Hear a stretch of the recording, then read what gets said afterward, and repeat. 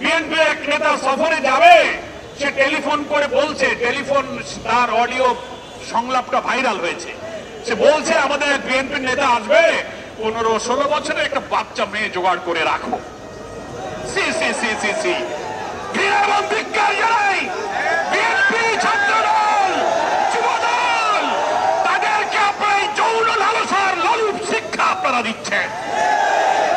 ধর্ষণ, যৌন বিকৃতি, যৌন উন্মাদনের লালসা বিএনপির নেতাদের মধ্যে কি পরিমাণ তৈরি হয়েছে।